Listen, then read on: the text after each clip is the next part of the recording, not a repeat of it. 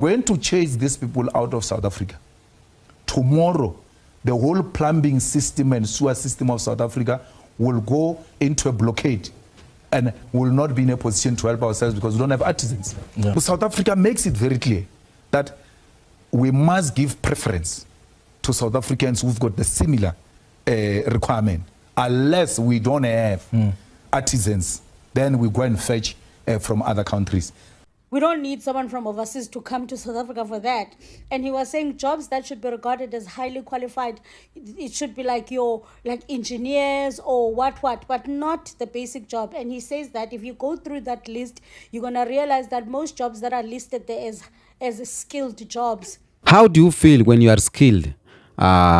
You can do something, yet you cannot get a job in your country because some foreigners are in your country working the job that you are skilled for. Because, for example, you are a plumber, very skilled plumber, a citizen of a certain country, and yet you can't get a job. But you see foreigners are working there, working in companies, and you have worked tire, you have worker tire, you can't get a job because how will you take it? Will you take it like foreigners have come and took all the jobs for you from your country, or is it the issue of luck? Because this is what is happening in South Africa, and a lot of South Africans are complaining that foreigners have come and took jobs. For example, the people from Zimbabwe, and these other neighboring countries, Nigerians, Ghanaians, they're in South Africa, they're working there, and South Africans are complaining. Now, Malema said that foreigners haven't took any job from the people of South Africa. And he has explained why South Africans feel like their jobs have been taken. But he has explained this. Let us listen to Julius Malema and then we go react about it. I'm just here to say to everybody that likes to act like they care for the country, wara, we want what's best for South Africa, we want our people to get jobs. Home Affairs is bringing in 11,000 highly skilled employees to South Africa. And I was listening to a mini plenary in Parliament where they were debating about these highly skilled employees and what skills they are bringing. And then this other guy from the EFF, I don't know his name, that one, he was saying, Obana, he's seen the list of the skills that are required in order for you to be regarded as a highly qualified. And he was saying there is call center managers there, and he doesn't think that qualifies to be a highly skilled. I mean, we've got so many people that are capable of being call center managers in South Africa. We don't need someone from overseas to come to South Africa for that. And he was saying jobs that should be regarded as highly qualified, it should be like engineers or what, but not the basic job. And he says that if you go through that list, you're going to realize that most jobs that are listed there as skilled jobs, it's basic jobs that South Africans can do. Managers, it's literally basic jobs. Now, I'm here for everybody that likes to say, yeah, the Zimbabweans are taking our jobs, wara. You know, whether we want to accept this or not, Zimbabweans in South Africa, they clean, they do these things. They don't take the jobs that we want, like office jobs. We know that South Africa is the most unemployed. You're telling me if they're bringing 11,000 from outside South Africa to come to South Africa when we don't have jobs as South Africans, and you guys are quiet. So I don't know. That's why I say, Mina, I don't take you guys serious. On social media, I don't take them serious. When they are angry, when they're acting like they care, you must know that they are influenced. There are so many things happening in South Africa, and it's Tetel. You were angry, Ubana Uchitima is going to represent South Africa. Wara. Someone from South Africa could have won. 11,000 jobs are being given away. Ni tool. Yo. Social media. So the bosses are white monopoly capital which owns the South African economy. Is the one that brings foreigners into the country, give them jobs because they're going to pay them lower wages. And then from there come to South Africans and say, these people are taking your jobs. And then they make us fight. But Sakina, since when have other Africans never worked in South Africa? Because this Johannesburg was founded by a Southern Africa, not South Africa. That's why the language Fanaka law exists. Because these people came from everywhere to come and mine this diamond that we're enjoying and gold we're enjoying today in Gauteng. So they met from Mozambique, they met from Malawi, they met from Zambia, Zimbabwe. They came together, they couldn't hear one another. They even developed a language called Fanaka law. EFF was not there when that was formed. So it's not true that this is something that is happening for the first time. It has always been. But why would you say, I don't support colonialism and support colonial borders? That is hypocrisy. If you don't support apartheid, you don't support colonialism, you cannot support the invasion of everything that came with these people. The borders were imposed on us. We never had borders. And even without borders, we never encroached in each other's territory. We always knew that here is this kingdom, here is that kingdom. So it's unscientific to say when you do away with the borders, there's going to be an influx of foreigners in South Africa. Let's take Limpopo and Gauteng, for instance.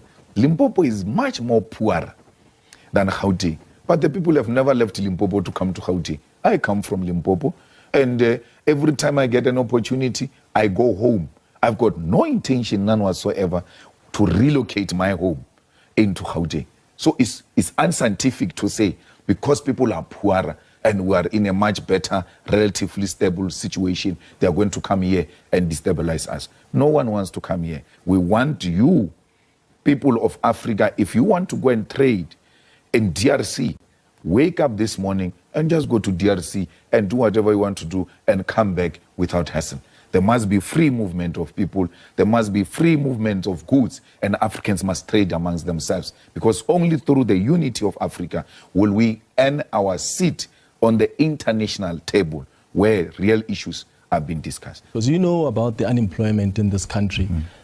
And what government is trying to do is also make it difficult for foreign nationals to have jobs here. Not necessarily make it difficult, but you need to find a way so that you don't get a helper or anybody else where there's no scarce skills who gets a job here without considering South Africans first. So how do we deal with the issue of scarce resources? Because when you've got all of them here and you're saying let's formalize them, we don't have jobs. So the competition is high. So you're going to have South Africans that are without jobs. Some of the jobs are really taken by some of the foreign nationals, whether they're here legally or not. I've never had a country where it says it doesn't want to grow. Numbers matter when it comes to geopolitics. China, it is what it is because of its size of its population. But its economy is growing very well. Ours is not. Because the leadership is working. Let's industrialize. Let's make sure that manufacturing grows in South Africa. Let's create jobs. But all I'm saying is, you are saying these people are coming to take jobs. Which jobs are you talking about? Because there are no jobs that South Africans are accepting which are a reflection of slavery. These people are being enslaved here in South Africa. And when you say they've taken South Africans' jobs, you are saying South Africans must be enslaved. These are not jobs. These are slaves' jobs, which South Africans don't want. To work abnormal hours, to work under difficult conditions, and don't get paid, and don't have rights. So no South African wants that. At the level where it's a required skill, South Africa makes it very clear that we must give preference to South Africans who've got the similar requirement. Unless we don't have artisans, then we go and fetch from other countries. We're going to chase these people out of South Africa.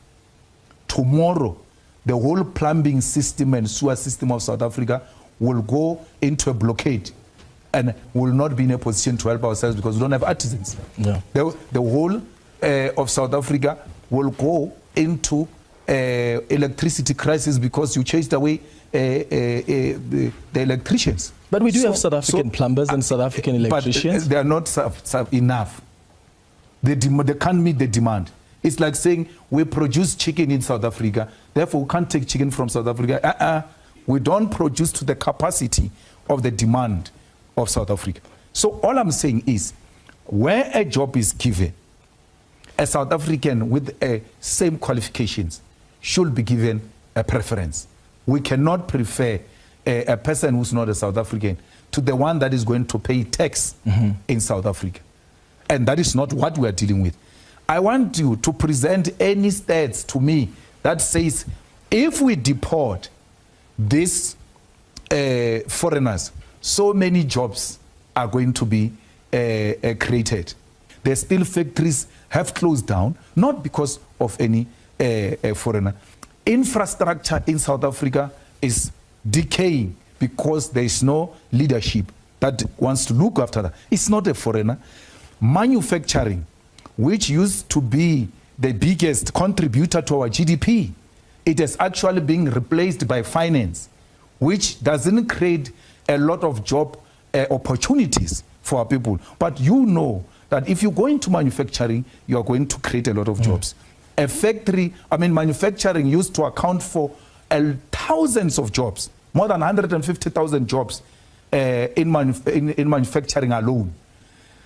Today, you can't count more than 80,000 of jobs in manufacturing. So you can't say the foreigners have actually, the jobs are still there, 150,000 of them, the foreigners have taken them. No, the factories have closed down and jobs were lost, not because foreigners came in, but because the financial sector has overtaken manufacturing, and financial sector does not want to deal with industrialization. Anything long term, the financial sector does not want to support it. Why? Because they deal with hot money. They deal with what short-term investment, and they don't want anything to do. Welcome back. Now, it has happened a lot even in my country. You get foreigners doing jobs, but most in my countries are whites, Indians, Somalis. You get them working here in Kenya, and yet you don't have that job, and yet you have qualified. But it doesn't happen so much in Kenya. But South Africans are complaining that their jobs has been taken by foreigners. And Malema has explained it very well. And I can support what Malema said, because, for example, right now, we send all Zimbabweans away who are engineers. And then something happened, maybe electricians, and electricity has problem. He's saying that you'll find that no one will take care of it. Sometimes I think maybe we lack skills. Maybe a lot of people who can do the basic jobs like plumbing and this, we don't have a lot of them in South Africa. And I heard this happened too in Jamaica, where we don't have most qualified people. Thus importing workers or importing labor from other countries. So whatever we have to do is that we have to get skilled so that we can start complaining. Get skilled, and now you'll have something to bargain for. You go there and say, I'm skilled for this. I am an electrician. I am engineer. I can work. I can construct. Why am I not having this job, and yet Zimbabweans are having jobs? What is the problem? Now we have something to bargain for. But I find it like some economic growth, like you find a company in the country like South Africa, that company is owned by someone from maybe China, someone from India, and this guy is employing only Zimbabweans or Malawians or Kenyans or Ghanaians because he heard that Kenyans are good or Ghanaians are good. Now we are here complaining, but the company itself is owned by, not by a South Africa. It's owned by a foreigner. Companies that are, building roads owned by Chinese people. Companies that are making shoes owned by Chinese people. Now these Chinese people, they don't know who is South African, who is Zimbabwean, who is Malawian, who is Nigerian. They just employ. But it pains a lot too, where we have these skills and yet you are giving our jobs out. I see it in Kenya here, where we are skilled and yet our jobs is being given some people. And again, I want to blame it much. But again, I don't want to blame, because now the company is not owned by us Kenyans. Because if you are Kenyan, you are own this company as Kenyan, or a government of Kenya owning a company, you need to give jobs to Kenyan first. But I can say, what Malema said, maybe it's true. Sometimes we lack the skills, or sometimes the situation, how the economy is growing. Some type of company that are taking care of these tenders and they don't give job to our people. And I don't know where to stand if you have to complain or you don't have to complain. If you are from South Africa, I don't know where to stand, because I want you to share your views on the comment section, or share your views. Tell me, my number is on the description, my email. Tell me, how do you take it when you find that a lot of foreigners are working in your country and yet the people of the country does not have jobs? If it's abroad, maybe Germany, where 200,000 Kenyans are being imported there or exported there to work there, we can say that the white people does not have skill, are not skilled to work like this. But here is in Africa, where I feel like Africans of the country, the people of that country, the South Africans should be first priority. That's what I feel. They should be first priority. Be given first priority. Let them get these jobs. Let them get these jobs and let them work bad, and then you will tell them, you know what, I'm going to take a Zimbabwean because you are not doing this job good. Let them spoil the job themselves. Let them spoil the opportunity, and the opportunity be given to someone else. I don't feel safe where foreigners are given jobs and yet. But again, what Malema said is purely truth.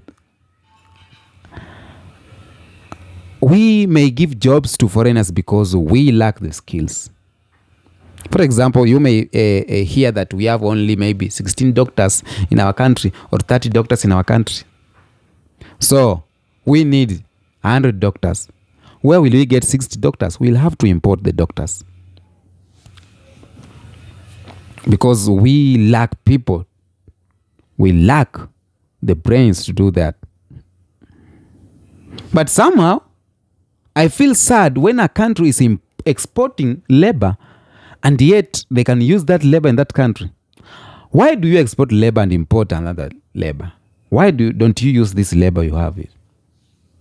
And yet you're importing labor where you are going to pay maybe higher. That's talking about international. But talking about local, you may find some companies are hiring here in Kenya maybe, or some people are hiring Ugandans because they are going to pay them less. And because they know when they hire a Kenyan, they will pay high. So they're going for cheap labor. And cheap labor is getting from another country, from Rwanda, from Congo, because these people are looking for jobs. And yet when you pay them few dollars, they are ready to work. And that's not building a country. That's not building a country. That's making a country to die. We are making this country sickening and sickening because the people, they lack jobs, they lack money, they lack cash. Because these foreigners that are being given these jobs and getting this money, they are going to build their countries. And yet our country will continue suffering because we're not giving opportunities to our own people. And this issue was brought to us by ourselves because we accepted to be divided through borders.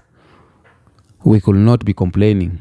If you see Zimbabwean working in your country, Zimbabwe is inside South Africa, is a neighbor to South Africa. We have Lesotho inside South Africa.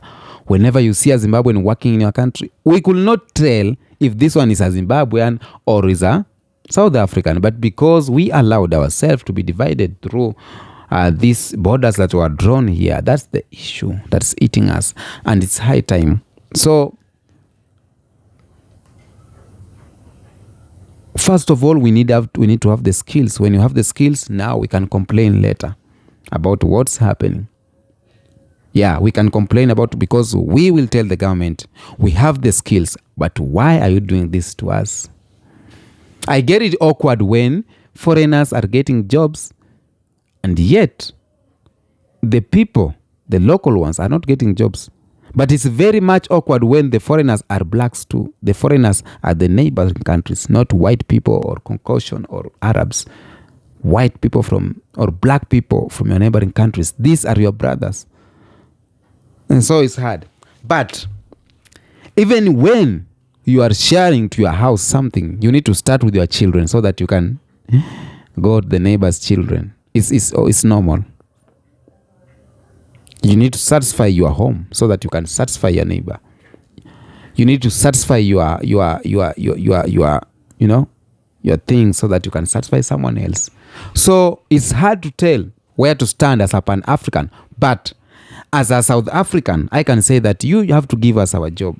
Give us first job, then you can give to the neighbors. But I don't know. I don't want to say that was just my reaction. I'm reacting on this. You have your reaction. Tell me in the comment section, what do you think? What do you think about this issue of South Africa claiming that foreigners are taking their jobs? Happening in Britain, where British were saying migrants must go because they are getting everything. And you told them that you cannot do this. You cannot do masonry. You cannot do electrician. You cannot do plumbing. You cannot. It's our jobs because we have the skills. Why are you complaining and yet you can't do it? But if you can do it, complain because I can be a teacher. Why are you going to bring teacher from Ethiopia? Yet I'm here as a Kenyan, I can do it. So we have to see where to lie as a country, as a nation, as the public. We have to know what to do. Tell me in the comment section, what do you think about this video? Of course, I am the Kenyan Beast and I'm doing it the African way every day, every time. Until next time and next episode, peace be with you.